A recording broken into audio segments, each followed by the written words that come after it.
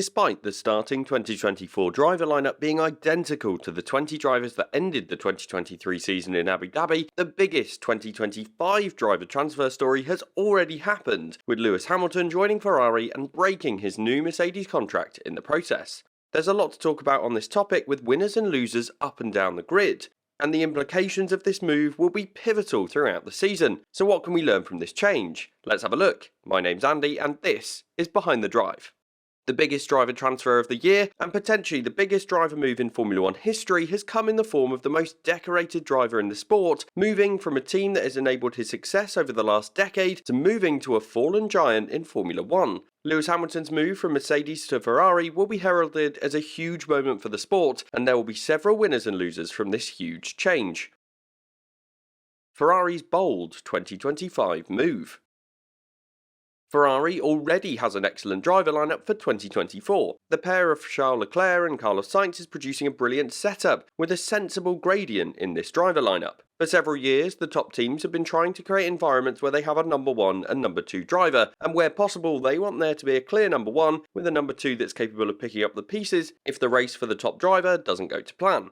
In my opinion, that's exactly what the pairing of Leclerc and Sainz achieves, with Leclerc being the top driver with huge potential and Sainz being an excellent driver that can win races when given the opportunity.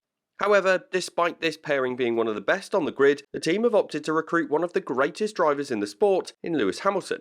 For me, this move is a huge statement for Ferrari. They are bringing an experienced 7-time world champion, and this suggests that Hamilton is buying into the idea of the Ferrari team under their new boss in Fred Vasseur. This is a huge vote of confidence for the setup. Their driver lineup of Leclerc and Hamilton will be one of, if not the strongest on the grid, but at the same time the team will have 2 drivers who will want to fight for the championship if their car allows. Presumably, Hamilton has gone to Ferrari for 2025 with one eye on the 2026 power unit regulations that will come into force. Perhaps the British driver believes that the Ferrari has a better chance of making the best engine for these new regulations than Mercedes. At the same time, by the point at which Hamilton will race in a Ferrari, he will be 40 years old. He's very much in the twilight of his career, but as we've seen from Alonso, it is possible for the best drivers to continue to compete well into their 40s. But this probably won't be a long-term driver pairing for Ferrari, which they could have potentially had if they'd continued with Sainz and Leclerc.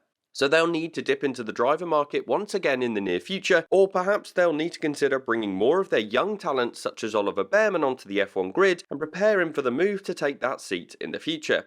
The Ferrari team is taking the opportunity to sign the most decorated driver in F1 history, and it's impossible to blame them. The most famous team in the sport will be paired with the most famous driver, and I think it will be great for the sport as a whole. Hamilton's bold move. Hamilton's 17-year F1 career has so far all been raced with a Mercedes engine. Whether he was with McLaren or Mercedes, he's been connected with the brand. His dominance through the 2010s was all supported by the Mercedes team, and the driver and brand seem synonymous with each other.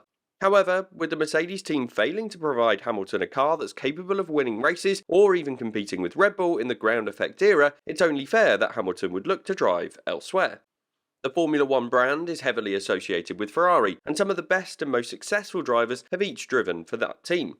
This is something that Hamilton has wanted to do himself, and to be frank, right now in Formula 1 you have to be driving in a Red Bull if you want to win, and so if Hamilton is to be driving in a car that will lose, he might as well be driving in the most famous team in the sport and building Mission 44 in the process. By making this switch, Hamilton has rocked the Formula 1 world. He's shown that he isn't afraid to go up against one of the most highly regarded drivers of the next generation in Charles Leclerc, and he's now going to be entering the team that Leclerc will have been at for 6 years.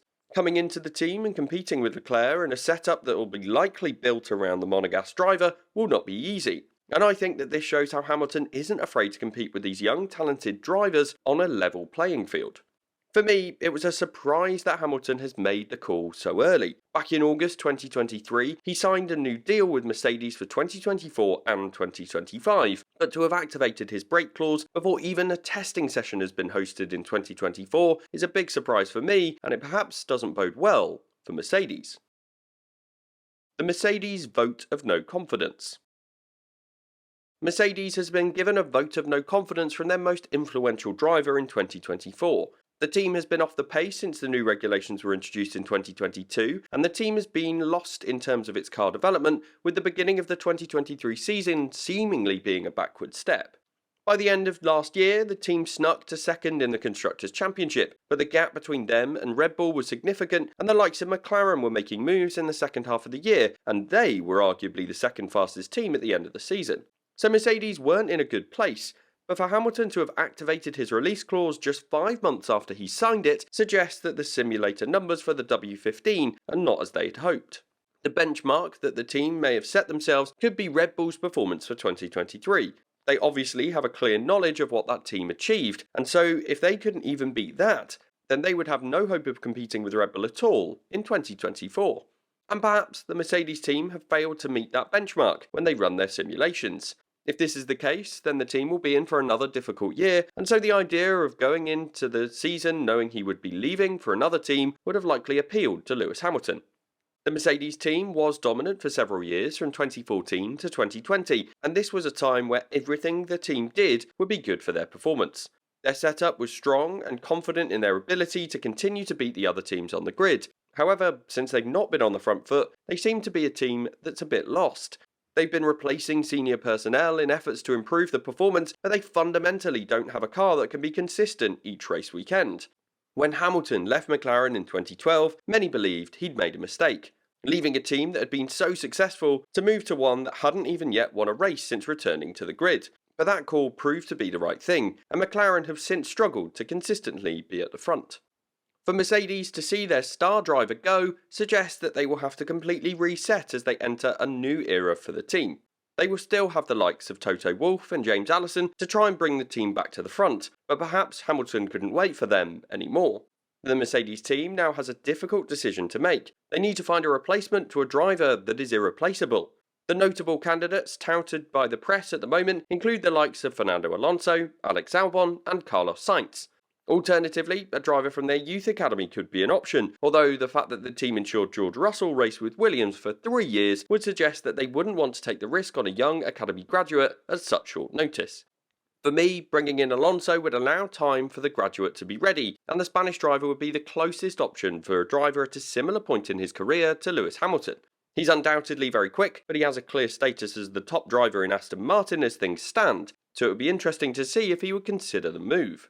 Going for Alex Albon would be all about picking a driver that's proving himself in one of the lower teams on the grid. Albon is a driver that has seen a huge revival of his career since he joined Williams in 2022. He's proving himself to be the talent that he showed he had the potential for earlier in his career, and he seems to be the one that got away for the Red Bull setup. Albon would be a strong option for the team, and with more years of F1 experience under his belt, I believe he would be ready to make the move for the top team again for 2025. Having said this, he would be leaving Williams, which is a team that is offering him everything he needs and wants at this point in time. Carlos Sainz would be an easy swap for the Mercedes team to make. The Spanish driver is obviously out of a drive for 2025 as a result of this Hamilton move, but he is a talented driver and one that has the potential to lead a team but has never really been given the chance. He's been left by the wayside by Ferrari, and so bringing him in to partner George Russell could be a shrewd move for the Mercedes team. But there has to be a question over whether Sainz would want this to happen. He's been linked with Audi for a few years now, and he seems to have the option to head to Sauber in advance of that team takeover in 2026. By making that move, Sainz would be the number one driver in that setup, and maybe he would be keen to take that roll of the dice. The decision for Mercedes is one that they probably didn't expect to have to make. Toto Wolff has said that he was surprised to learn that Hamilton was leaving the team, but respected his decision. For Mercedes, the driver that they put in his seat for 2025 will be crucial and an indication of how they are feeling about their situation. They have plenty of time to decide, but it's going to be fascinating to see the ripple effect of the biggest driver transfer in recent F1 history.